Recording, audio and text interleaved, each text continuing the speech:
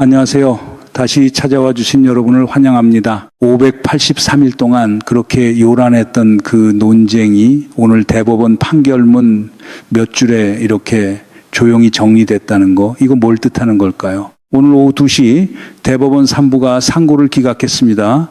윤석열 전 대통령 체포방해 사건, 징역 7년 확정, 12.3 계엄 이후 정확히 583일 만에 나온 그에 대한 첫 대법원 판단이었습니다. 근데 저는 이 판결 결과보다 다른 게 마음에 걸립니다. 예상됐던 결과였거든요. 1심 5년, 2심 7년, 그리고 오늘 확정. 법률가들 사이에서는 이 결과가 안 나오는 게 오히려 이상하다는 얘기까지 있었어요. 그런데 예상됐다는 그 사실 자체가 지금 우리가 봐야 할 이야기의 시작입니다. 이렇게 상식적인 판단이 왜 그때는 논쟁이 됐을까요? 지금은 조용한 그 사람들, 그때는 왜 그렇게 시끄러웠을까요?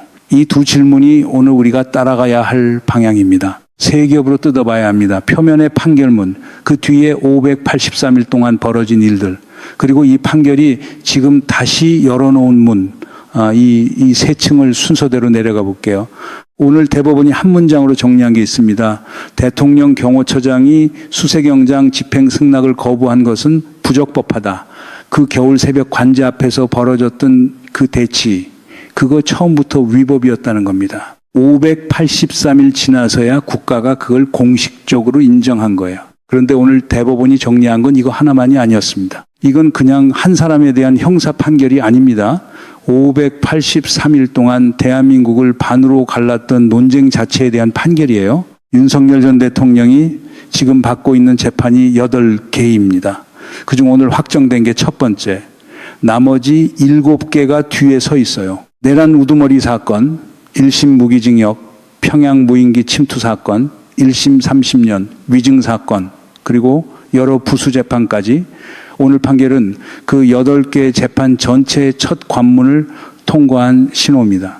오늘 세 층으로 내려가 봅니다. 첫째, 대법원이 오늘 정리한 3가지 법리, 명쾌하게 뭐가 정리됐는지 짚어드리고요. 둘째, 이 명확한 법리를 583일 동안 논쟁으로 부풀린 사람들은 누구였는가? 이게 진짜 핵심입니다. 셋째, 이 판결이 지금 이 순간 열어놓은 문, 김건희, 내란 우두머리, 무인기 사건까지 다음 도미노는 무엇인가? 뉴스에서는 7년 확정, 이 헤드라인 하나로 정리하고 넘어갑니다. 근데 진짜 얘기는 그 밑에 있어요. 지상파 자막만 보고 있으면 이 구도는 안 보입니다. 먼저 첫 번째, 공수처 수사권 문제입니다. 이거 583일 동안 가장 뜨거웠던 법률 논쟁이었죠. 윤석열 전 대통령 측 주장은 이랬습니다. 공수처는 내란죄 수사 권한이 없다. 그러니 체포영장 집행도 위법이다.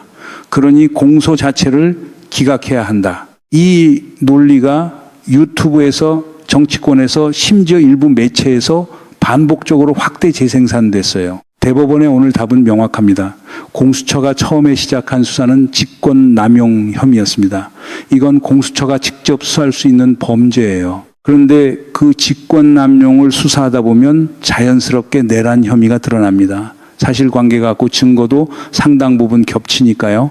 이때 공수처법에 있는 조항이 작동합니다. 수사 과정에서 인지한 직접 관련성이 있는 범죄는 수사할 수 있다는 조항이요. 핵심은 이 조항이 왜 있는가입니다. 이 조항의 보호 목적은요, 공수처가 자기 권한을 넘어서 아무 범죄나 마구 수사하지 못하도록 막기 위한 겁니다. 실질적으로 같은 뿌리의 범죄를 수사하는 걸 막기 위한 조항이 아니에요. 대통령이 직권을 남용해서 내란 범죄를 저질렀다는데 그 수사를 못하게 하려고 이 조항이 있는 게 아니라는 얘기입니다. 그때도 이건 정리 가능한 문제였어요. 근데 583일이 걸렸습니다. 왜 그랬을까요? 이 질문은 잠시 뒤에 짚어드리겠습니다. 두 번째, 헌법 84조 불소추특권 문제입니다. 이 조항 이름부터 잘 보십시오. 불소추 특권입니다. 소추라는 건 기소를 말해요. 그러니까 재직 중 대통령을 기소하지 못한다는 겁니다. 내란과 외환의 죄를 제외하고요. 그런데 윤 측은 이걸 이렇게 해석했습니다. 기소를 못하면 수사도 못한다. 조사도 못한다. 접근도 못한다. 이건 조항 확장 해석이에요. 원래 조항에는 없는 얘기입니다. 대법원은 오늘 이걸 명확히 정리했습니다. 재직 중 기소가 금지되더라도 수사까지 전면적으로 금지되는 것은 아니다. 대통령의 직무수행이나 국가 원수로서의 권위 확보에 지장을 주지 않는 범위 내 수사는 가능하다. 이렇게 판시했어요. 왜 이렇게 봐야 하냐면요. 수사라는 건 실체적 진실을 확인하기 위한 조치입니다. 증거를 수집하고 사실관계를 확인하는 거예요. 이게 너무 늦어지면 진실을 찾기 어려워집니다. 그래서 소추와 수사는 별개로 봐야 한다는 겁니다. 이거 어렵습니까? 하나도 안 어렵습니다. 근데 이걸 583일 동안 논쟁이라고 다뤘어요. 세 번째, 관저 수색 문제입니다. 이건 물리적 충돌 직전까지 갔던 사안이에요. 그 겨울 새벽 사법부가 발부한 영장을 들고 공수처가 들어가려는데 대통령 경호처가 물리적으로 막았었던 그 장면. 다들 기억하시죠? 윤측 주장의 논리적 근거는 형사소송법 110조였습니다. 군사상 비밀을 요하는 장소는 그 책임자의 승낙 없이 수색할 수 없다는 조항이요. 관저가 군사시설이니까 경호처장이 승낙 안 하면 못 들어온다. 이게 논리였어요. 근데 이 조항에는 이어지는 문장이 있습니다. 국가의 중대한 이익을 해하는 경우를 제외하고는 그 책임자는 승낙을 거부할 수 없다. 이 부분이 핵심이에요. 대법원의 오늘 판단이 여기에 정확히 꽂혔습니다. 국가의 중대한 이익을 해하는 경우라는 건 단순한 군사상 편의가 아니다. 책임자가 구체적이고 객관적인 사유를 제시해야 한다. 그 사유가 인정되지 않으면 승낙 거부는 부적법하다. 당시 경호처장이 어떤 구체적이고 객관적인 사유를 제시했나요? 없었습니다. 그리고 무엇보다도 체포영장 집행에는 이런 조항 자체가 없어요. 체포영장은 수색영장과 달리 그런 승낙 요건이 아예 없습니다. 이걸 상식으로 다시 보면요. 어떤 범죄를 저질렀다고 하더라도 자기 관저가 무슨 성역도 아니잖아요. 사법부의 법 집행이 특정 장소에 안 미친다. 이런 예외를 우리 법에서 만든 적이 없습니다. 그런데 583일 동안 그 예외가 있는 것처럼 다뤄졌어요. 여기까지가 표면입니다. 오늘 대법원이 판결문에 쓴 세 문장. 그런데 여기서 얘기가 끝나면 우리는 가장 중요한 걸 놓치게 됩니다. 그럼 이제 정리된 것 아니냐? 법률적 논쟁 끝났고 7년 확정됐고 사법 절차 마무리된 거 아니냐? 여기서 딱 끝내고 싶은데요. 그런데 문제가 있습니다. 오늘 판결이 정리한 건 법리의 문제입니다. 그런데 이 법리를 583일 동안 논쟁으로 끌고 온 그 구조는 아직 그대로 살아있어요. 오늘 오후 판결 나오자마자 윤측 변호인단이 뭐라고 했는지 아세요? 재판 소원, 즉 헌법재판 절차를 통해서 이 판결의 위헌성을 다투겠다 이렇게 발표했습니다. 여기가 끝이 아니라는 거예요. 아직도. 그리고 작년 8월 국민의힘 6차 전당대회에서 김문수 후보가 뭐라고 했습니까? 대선 후보 시절 발언을 180도 뒤집었어요. 계엄 당시 누가 죽기라도 했느냐? 6시간짜리 비상계엄이 어디 있느냐? 윤호개인 세력과 대놓고 손을 잡았고요. 이 정도면 양측이 소년 모두죠.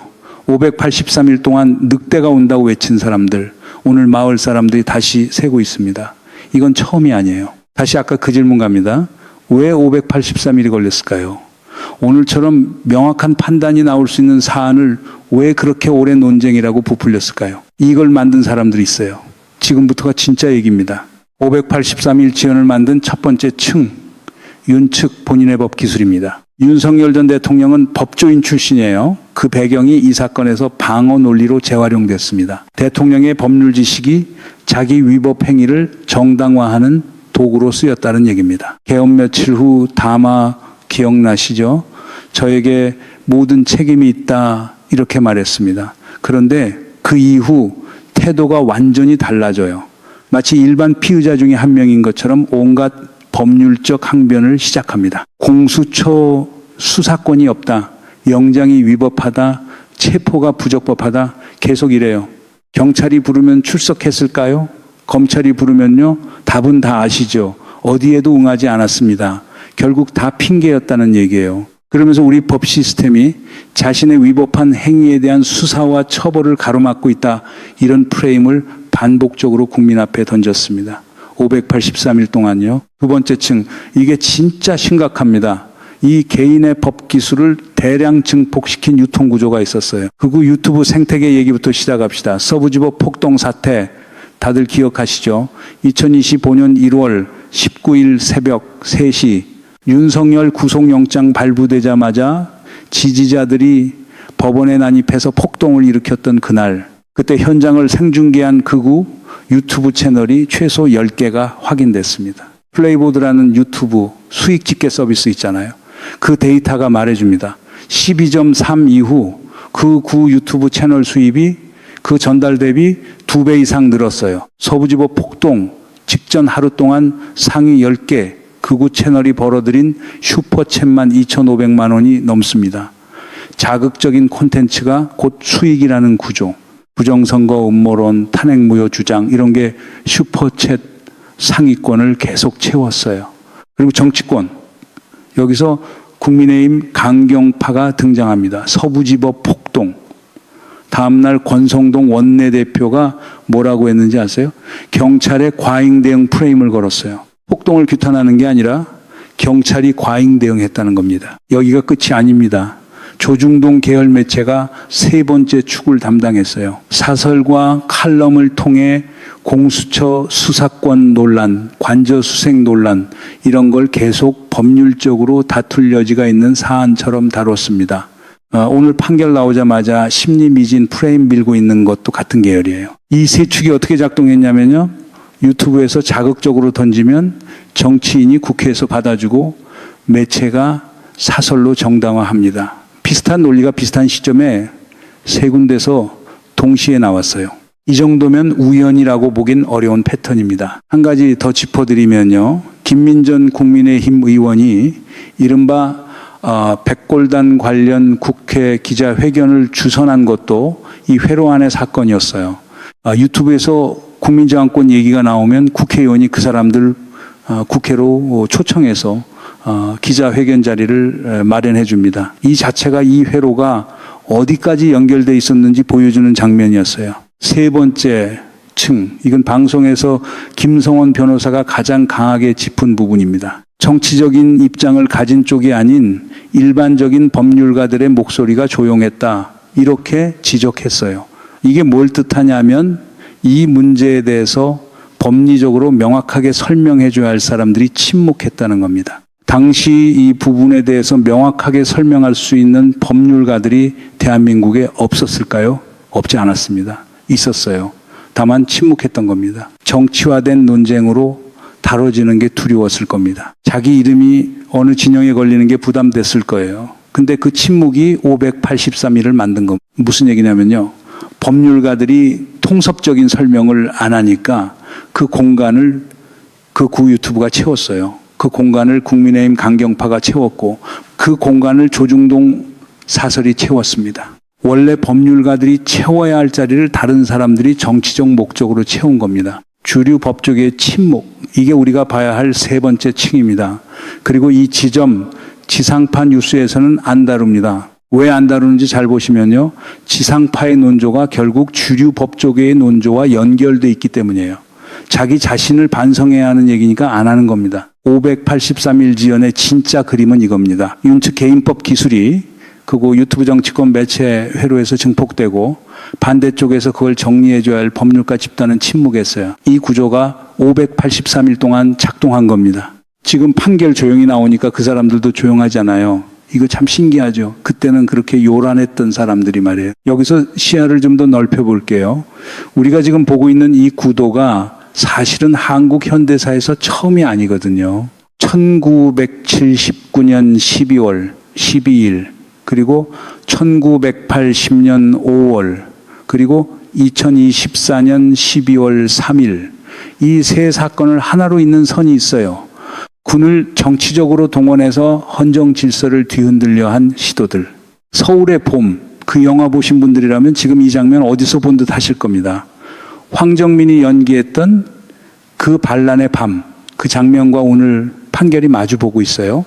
그때 사법적 청산이 얼마나 걸렸는지 아세요? 12.1. 이 주역들이 법정에 서기까지 17년입니다. 반란 수괴제 유죄 확정까지 그만큼 걸렸어요. 오늘 우리는 583일. 그때보다 30배 빠르네요. 그런데 그 583일이 결코 짧게 느껴지지 않았잖아요. 하루하루가 너무 무거웠기 때문이에요. 역사 교과서에 또 한 줄 추가되는 순간입니다. 12.1, 2, 5.18, 그리고 12.3, 그리고 이 지점에서 저는 한 문장을 뽑고 싶습니다. 오늘 방송에서 김성원 변호사가 한 말인데요. 법리가 아니라 상식이라고 부르는 겁니다. 지난 583일 동안 우리를 갈라놓았던 그 논쟁들, 그건 사실 법리 논쟁이 아니었어요. 상식을 상식이 아니라고 우겨야 했던 사람들의 시간이었던 겁니다. 대통령이 계엄 선포하면서 국회에 병력 보낸 것, 이거 상식적으로 문제 있는 거잖아요. 사법부 영장 집행을 공권력이 물리적으로 막아선 것, 이것도 상식적으로 문제 있는 거고요. 그 상식이 상식으로 안 통했던 시간, 그게 583일이었습니다. 그 시간이 오늘 확정됐습니다. 여기서 오프닝 질문으로 돌아가 보시죠. 왜 이렇게 명확한 법리가 583일 동안 논쟁이었나? 이제 답이 보이시죠? 상식을 상식이 아니라고 우겨야 하는 사람들이 시스템 곳곳에 있었기 때문이에요. 그 사람들의 정체가 오늘 판결로 드러난 겁니다. 벌거벗은 임금님 얘기 다들 아시죠? 마을 사람들이 다 알고 있었지만 아무도 감히 말을 못했잖아요. 오늘 대법원 판결문이 그 한마디였습니다. 임금님 옷 안 입으셨는데요. 여러분이 그 583일 동안 뭔가 이상하다고 느꼈던 그 감각, 뉴스 볼 때마다 이게 왜 논쟁이 되지 싶었던 그 답답함, 그 감각이 정확했던 겁니다. 오늘 공식적으로 옳았다고 확인됐어요. 이 얘기가 아직 안 끝났다는 게 오늘의 진짜 무게입니다. 오늘 오후 판결이 유일한 뉴스가 아니었어요. 같은 날 오전에 대법원 3부가 또 다른 판결 2개를 확정했습니다. 건진법사 전성배 씨 징역 5년, 그리고 통일교 전세계 본부장 윤영호 씨 징역 1년 6개월. 이 두 사람은 김건희 여사에게 통일교 청탁과 함께 샤넬 가방과 다이아몬드 목걸이를 전달한 사건의 매개자들이에요. 그 사람들 형이 오늘 확정됐습니다. 이게 왜 중요하냐면요. 김건희 여사와 권성동 국민의힘 의원이 지금 같은 사건으로 상고심을 받고 있어요. 김 여사는 2심에서 징역 4년, 권 의원은 징역 2년 선고받고 대법원 판단 기다리는 중입니다. 그 판단이 이달 28일까지 나와야 해요. 그러니까 오늘 오전에는 금품을 준 쪽이 유죄로 확정됐고 오늘 오후에는 관저 방어를 한 쪽이 유죄로 확정됐어요. 김 여사 재판 결과가 어떤 방향으로 갈지 이제 그림이 보이시죠? 이건 별개 사건이 아닙니다. 같은 시스템의 다른 얼굴이에요. 그리고 뒤에 서 있는 더 큰 재판, 내란 우두머리 사건입니다. 1심에서 무기징역 나왔어요. 지금 서울고법에서 항소심이 진행 중입니다. 내란 특검은 사형을 구형했고요. 이 재판이 오늘 판결에 영향을 얼마나 받을까요? 핵심 쟁점 2가지가 오늘로 정리됐습니다. 하나, 공수처 수사권. 오늘 대법원이 명확히 인정했으니 그동안 공수처가 수집한 증거들의 능력이 다 살아있는 겁니다. 이거 뒤집으려면 대법원 판결 자체를 뒤집어야 하는데 그 가능성은 사실상 없어요. 둘, 법 적대적 태도. 오늘 판결에서 재판부가 강조한 게 이겁니다. 초범이라고 해도 봐줄 수 없다. 반성도 없다. 이 태도가 양형에 영향을 미친다는 판례가 오늘 확정됐어요. 항소심에서 그대로 적용될 가능성이 큽니다. 또 하나, 평양 무인기 침투 사건입니다. 지난달 1심에서 징역 30년 나왔죠. 계엄 선포 명분을 만들기 위해서 북한 도발을 유도하려고 무인기를 평양에 보냈다는 혐의예요. 일반 이적죄가 적용됐습니다. 현직 대통령이 왜 자기 나라를 위험에 빠뜨리는 작전을 지시했는지 12.3 계엄의 큰 그림 안에서만 앞뒤가 맞는 사건입니다. 정리하면 이렇습니다. 오늘 확정된 게 8개 재판 중 하나예요.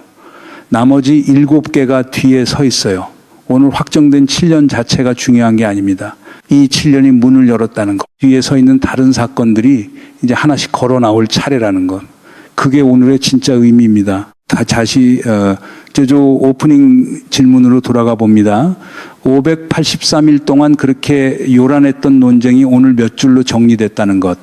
이게 뭘 뜻하냐고 물었죠. 그 583일 동안 우리 국민들은 뭘 했나요? 광장에 나갔습니다. 헌재 앞에서 밤을 지새웠어요. 서부지법 폭동을 뉴스로 보면서 분노했고요. 그리고 대선에서 결정했습니다. 그 시간의 무게가 오늘 판결문 몇 줄로 정리된 거예요. 김성원 변호사가 방송에서 이 583일을 뭐라고 표현했냐면요. 헌법의 자기 치유 과정, 헌법이라는 건 조문만 있다고 저절로 지켜지는 게 아니라 그 조문과 권한을 실제로 운용하는 사람들이 얼마든지 남용하거나 침범할 수 있는 거잖아요. 그럴 때마다 수사와 기소와 처벌과 재판이라는 각 과정들이 그 오류들을 잡아내야 한다는 겁니다. 굉장히 더디고 어려웠지만 그 과정의 끝에 오늘이 있는 거예요. 그런데 문제가 있습니다. 법률적 종지부는 오늘 찍혔지만 이 논쟁을 583일 동안 만들어낸 그 구조는 아직 그대로 살아있어요. 극우 유튜브 생태계는 여전히 슈퍼챗을 받고 있고 국민의힘 지도부는 윤어게인 목소리를 껴안고 있고 조중동 계열 매체는 오늘 판결에도 심리 미진 프레임을 밀고 있습니다. 다음 재판, 다음 국면에서 같은 회로가 다시 작동할 겁니다. 반드시요. 김건희 여사 대법원 판결이 이달 28일까지 나옵니다. 내란 우두머리 항소심 결과도 곧 나올 거고요. 그때 우리가 어떻게 대응할지 그게 다음 이야기입니다. 이 흐름이 어디로 가는지 같이 추적하고 싶으시면 구독 부탁드리고요. 다음 국면 놓치지 않으시려면 알림 설정도 함께 부탁드립니다.